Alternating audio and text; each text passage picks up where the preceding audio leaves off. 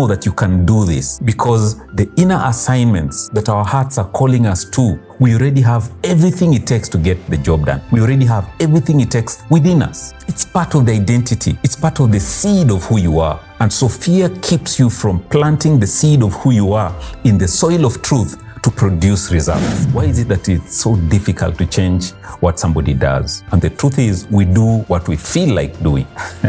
And so if you don't feel like it, it's very unlikely that you will do it. You do what you want to do. And so part of hacking this journey to forming new habits is changing how you feel about things. That is not how fast you're climbing the ladder. You can climb the ladder so fast, then discover at the end that the ladder was leaning on the wrong house. You are not a procrastinator, and you don't even lack clarity. That is not the issue. When you dig deeper, you realize most people are held back by fear.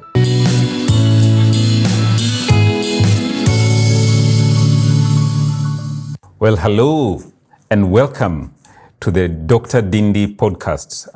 This is a space that challenges your thinking and inspires you into creating an extraordinary life, the life that you deserve. If you've ever felt stuck, overwhelmed, or held back by procrastination, then this is the right place for you. In this space, you're going to gain clarity and get the tools that you need to take action into creating the life of your dreams. So welcome on board. Today is going to be an amazing show. I think this is one of the most important videos I've ever made. So stay on. By the end of this, I'm sure you'll have a lot of clarity and a lot of explanations as to what is going on in your life, especially when it comes to making decisions and taking tough actions ahead. We'll be talking about the identity to action matrix.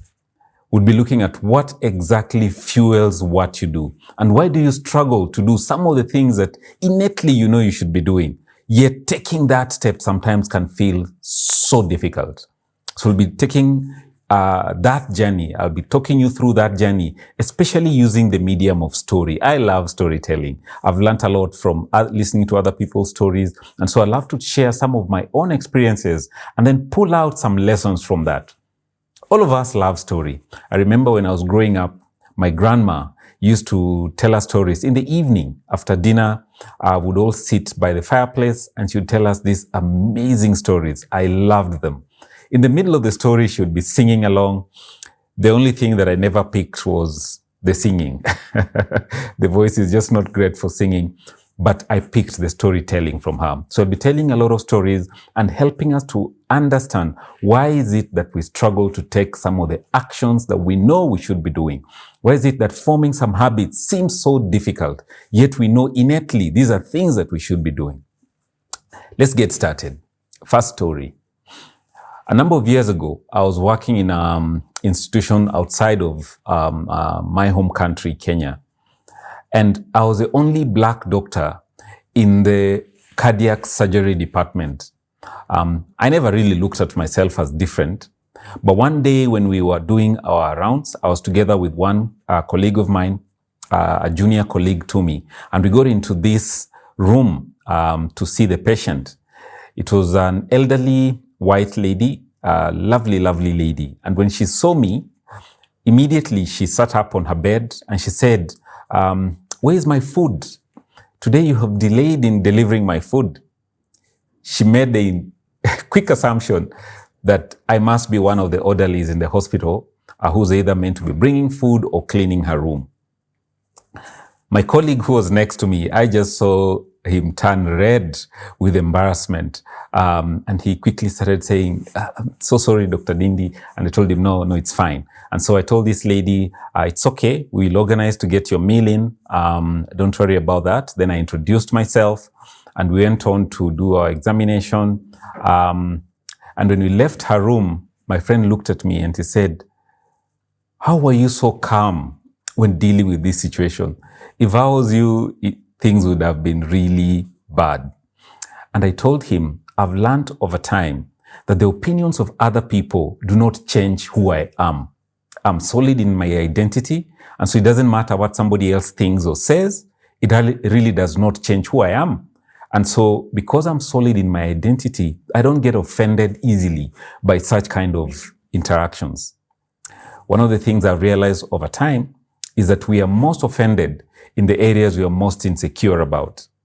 And when our insecurity is around our identity, then we get very ticked off when things like those happen. The other thing that I love to do is to assume the best intentions on people. And I told him, this lady, she's an elderly lady. Probably most of the black people she's encountered have been within that setting where they're coming to serve her in certain ways. And that is just an assumption that she's made over time. And so I decided to have a positive assumption around our interaction. The beautiful thing is I ended up being very great friends with this lady. And in fact, when we were discharging her from hospital, she left a beautiful note for me. And on top of that note was written, to Dr. Dindi, my surgeon. We became very good friends. Identity. That is where it all starts. It does not matter what it is you want to achieve at the end of the day. It does not matter what kind of positive affirmations you give to yourself. If you're not grounded in identity, everything unravels downstream. And so when you talk of upstream thinking, and I really love that concept, it always starts with identity. Who are you? Now, I know when you hear that question, who are you? Many of you will start telling me, well, I'm a nurse, I'm an accountant, I'm a pilot, I'm an engineer, I'm a police officer, I'm a social worker, I'm a politician. That is not who you are. That is what you do. Who are you? A few months ago, we were having a session with a number of gentlemen. I usually run meetings. We call them Thriving Men Summit, where men gather together to come and have conversations around things that matter. And so when I started my session, I started by asking them to introduce themselves. And I said, introduce yourself to your friend, but without saying what you do. And I could see awkward silence around, because very many times we are defined by what we do. And so for today, a quick exercise. Strip away the titles. Strip away the functionality and roles. Who are you at the core? That is the identity question, which is so crucial in everything else that we'll be discussing today. Do you know who you are? When everything else is stripped away, who are you? When your titles and roles are stripped away, who are you? When your achievements are stripped away, then who are you? I remember one of the professors in school. He was a very interesting gentleman. He loved his title. And if you addressed him in any way that did not include saying Professor so-and-so, you'd be in a lot of trouble. and every time I looked at him, when someone maybe introduced him as Dr. So-and-so, and he would get very furious and say, I am Professor so-and-so, I kept thinking, he is a man who does not know who he is. He's completely defined by his title. So that is where we always start. Identity. Who are you? The more solid you are in your identity, the more powerful the rest of this engagement is going to look like. We do have a training. We call it the anchor training that focuses on identity and helping you be very clear about who you are and then do everything else from the base or the foundation of your identity. Who are you? So we start with identity, but identity then informs how we think.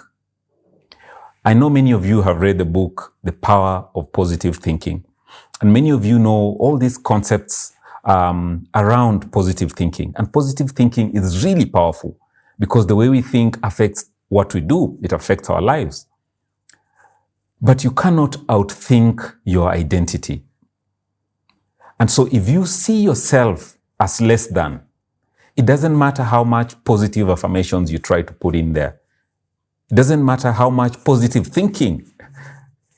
You cannot outthink your identity. So your identity will inform the way you think. It will inform the way you think about yourself. And it will inform the way in which you look at the world around you. I usually like to say, we don't see things as they are. We see things as we are. And so the way in which you see yourself colors the way in which you think about everything else around you. And so your identity informs your thinking. And so when you're solid in your identity, then the way in which you think completely changes. And so when you talk about the power of the positive mind, if it is anchored in the right identity, then it becomes truly phenomenal and powerful. And the way you think then affects how you feel. So let's go back to the beginning. Identity, then thinking. So the way we see ourselves impacts the way we think about ourselves and the world around us. And the way we think about ourselves and the world around us is going to affect how we feel. How we feel then determines what we do. And what we do then determines the results that we get.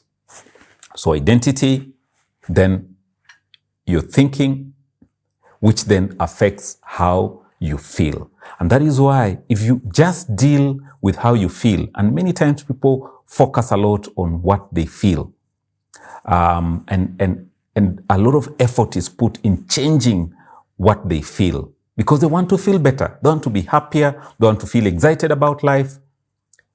But it doesn't address the root. So if you try to handle how you feel without addressing your identity, something that we call identity shifting, then it becomes a temporary reprieve. Within no time, you find that again you're struggling because the root is always identity, which impacts how you think, which then impacts how you feel. Your thinking affects your feeling, and the way to look at it is this way. Life happens, and it happens to all of us. Crazy things will always happen. But the way we think about them gives us the interpretation to what is happening. So we interpret what's happening to us based on what we're thinking. And that is based on what our identity is. And so the way in which you see the things that are happening to you, one of the things I usually love to say is, life does not happen to me, it happens for me. And that is just a reframe based on how I think. And so when you think right, you feel right. Because you give meaning, you ascribe meaning to everything that is happening to you because of how you think. And when you do that, it then affects the way you feel about something. And the way you feel about something will determine what you do. It's very difficult to change behavior. And scientists, social scientists have done this over and over again, and they wonder, why is it that it's so difficult to change what somebody does? And the truth is, we do what we feel like doing. And so if you don't feel like it, it's very unlikely that you will do it. You do what you want to do. And so part of hacking this journey to forming new habits is changing how you feel about things. And changing how you feel about things starts with changing how you think about things. And changing how you think about things starts with changing what you are. Essentially, identity shifting. And when we'll be going deeper, we'll actually realize when you're talking about identity shifting, you're not really changing who you are. You're actually coming home. It's a homecoming to who you truly are. Shifting back to who you always were created to be. And so starts with identity, comes to thinking, comes to feeling, which then impacts what we do. And what we do gives us the results that we get. One of the challenges that we've had over the last few years, especially as people have become more and more attuned to goal setting. In the beginning of the year, everybody is having a list of goals, aspirations, things that they would love to do by the end of the year. Hardly 2% achieve their results. The reason why? Many people are focused on the goal. They're not thinking about the process. When you understand the process, then the goal becomes automatic. So the focus really should be on how do I grow this journey from having the right concept of who I am to thinking in a different way, which then makes me feel in a different way, which then drives my action. And those actions give you the results. If you're not on the right trajectory, it doesn't matter how much hard work you're doing. I like the metaphor people mention that it's not how fast you're climbing the ladder. You can climb the ladder so fast, then discover at the end that the ladder was leaning on the wrong house. It is more important to ensure that the ladder is leaning on the right house. The other way to put it is, think of it in terms of trajectory. You have a 360 degrees trajectory possibilities. You could be going on 1 degree, 2 degrees, 3 degrees, all the way to 360 degrees. The right trajectory is more important than the speed. I love one example that I read somewhere about the way pilots look at it.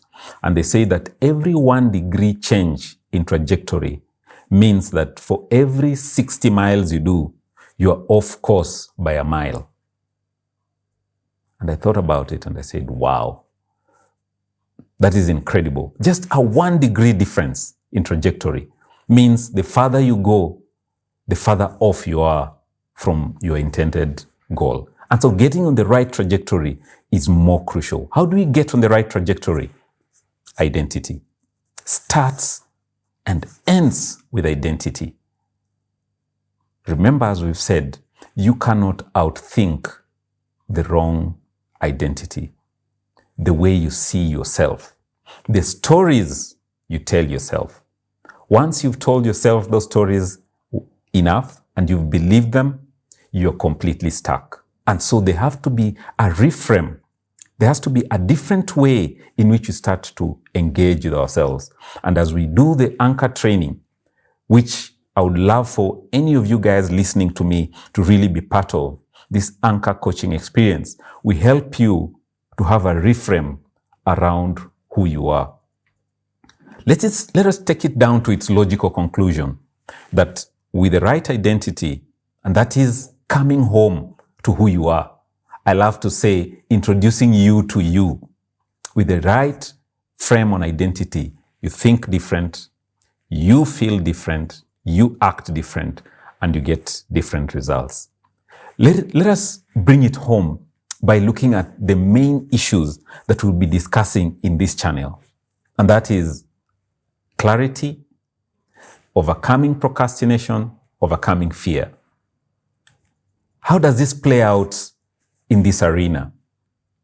Most people think that they are overwhelmed, that they lack clarity.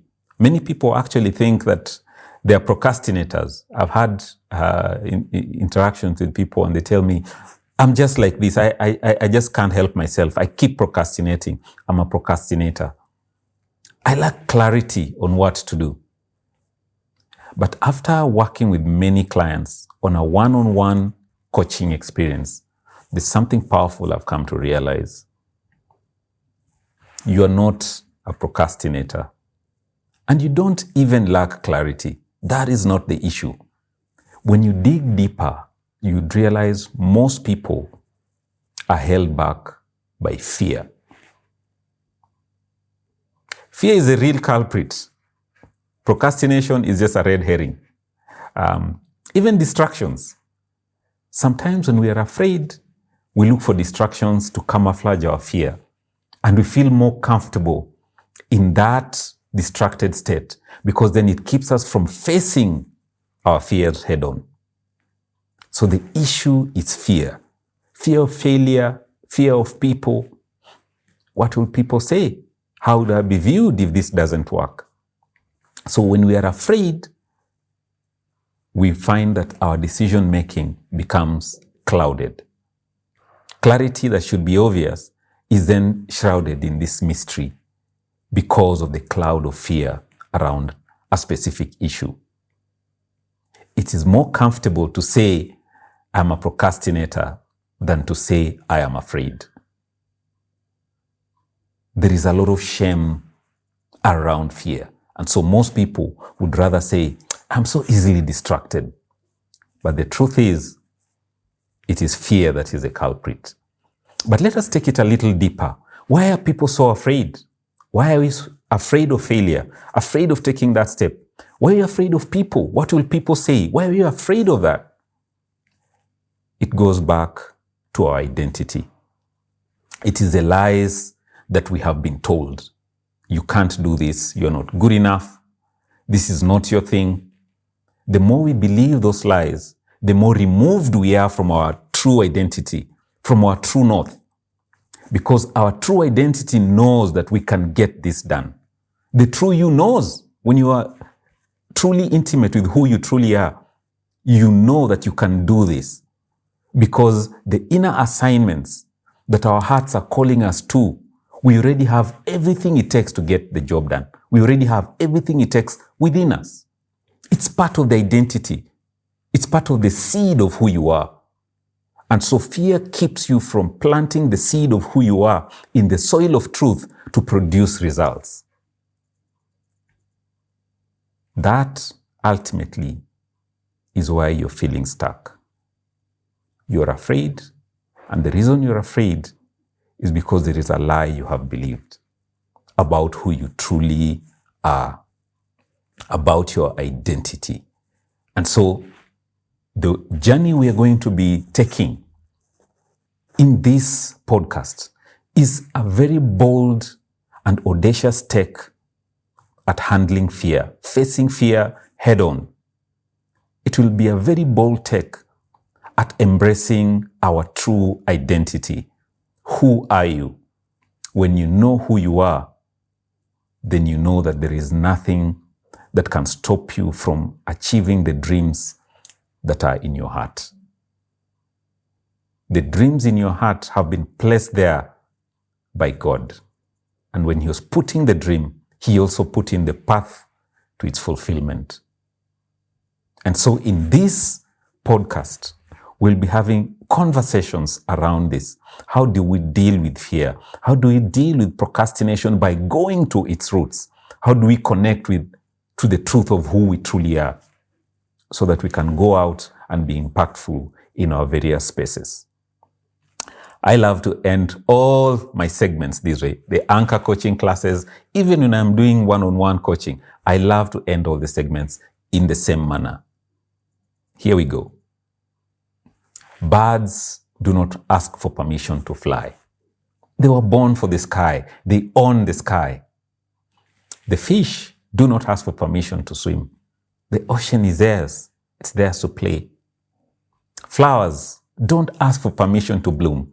The flower is not thinking, well, I'm color yellow. Why am I not color blue like the other flower? The flowers just bloom.